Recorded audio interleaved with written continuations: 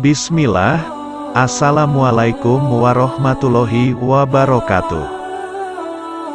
Orang cenderung mengira, kalau adanya jin di dalam tubuh itu, karena dikirim itu kalau memang sedang disantet orang, atau digendam, atau dipelet. Ada banyak sebab jin masuk ke dalam tubuh kita, tanpa kita sadari. Yang pertama, bisa dari kita makan makanan yang haram sumbernya, misal uang dari mencuri, korupsi, preman, malak, riba, pokoknya dari sesuatu yang haram.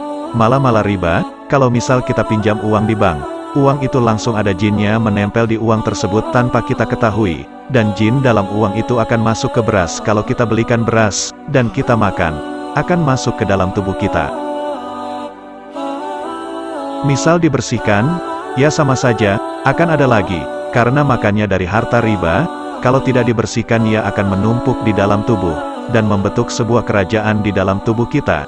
Jin itu akan makan saripati tubuh kita dan buang hajat di tubuh kita, dan semakin bertahun-tahun jin di tubuh kita, itu bisa menyebabkan banyak penyakit berawal dari non-medis dan menjadi medis. Dari makan makanan di warung yang ada penglarisnya. Jadi karena beli makanan di warung, sedang ada penglarisnya, misal soto, mie, bakso. Kalau pakai penglaris, satu pentol bakso itu kalau penglarisnya kuat, bisa sampai miliaran jin, itu kita telan.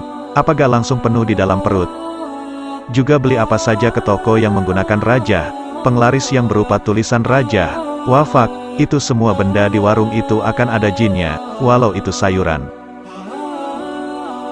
Makan misal buah, misal pakai penyubur atau agar tidak diganggu hama, tapi berupa benda rajah, minyak isian, dan lain-lain, otomatis di dalam buah itu akan ada jinnya dari awal mula di pohon.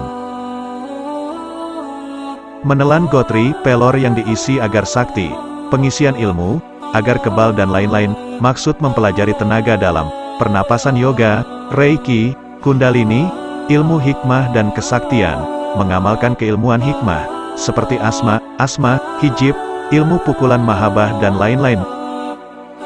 Malah kalau hijib itu sampai berbahaya, kalau sudah inten diamalkan, karena masuk ke dalam titik latifah, kalau dibersihkan bisa muntah darah, dan mata juga keluar darah.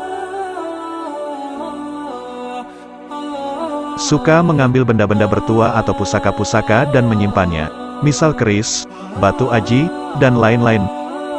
Melakukan amaliyah atau zikir yang tidak bersanad atau melakukan zikir yang niatnya mengharapkan keduniawian, misalkan, supaya ingin banyak duit, ingin punya rumah, ingin punya anak ganteng dan cantik, ingin punya cepat jodoh dan lain-lain, itu juga akan banyak jin yang masuk di badan kita.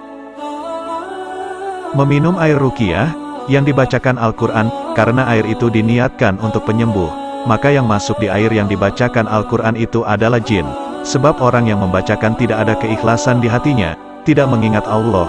Kalau tidak percaya, boleh bawa air yang dibacakan ruqyah, nanti kita medium isinya apa. Berzikir, tapi di hati menginginkan keinginan sesuatu selain Allah. Ingin wibawa, ingin sakti, dan lain-lain. Makan uang dari pesugihan.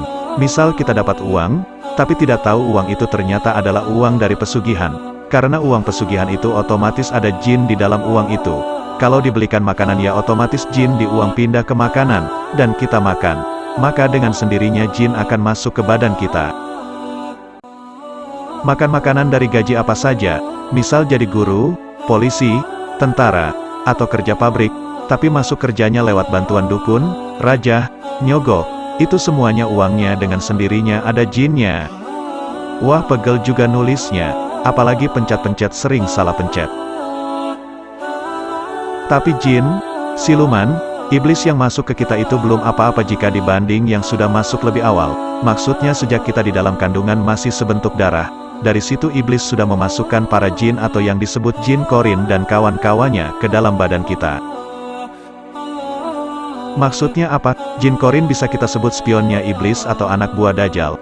Maksudnya agar keberadaan mereka yang sudah sejak bayi sampai kita dewasa atau selama kita masih hidup agar iblis atau anak buah Dajjal mengetahui kelemahan kita.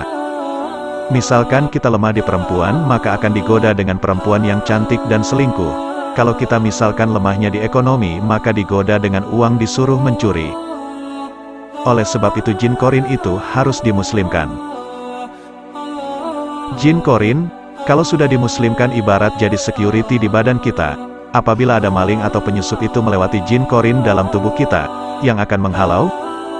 Jin korin bisa juga lemah atau sakit apabila kita sering sekali berbuat dosa kecil atau dosa besar atau terluka oleh serangan-serangan sesama jin yang dibantu anak buah Dajjal, sehingga jin lain bisa masuk ke tubuh kita, dan menyatu dengan tubuh kita.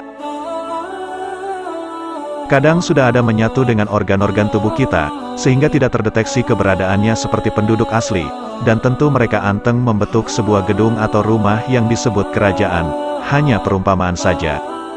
Semoga bermanfaat.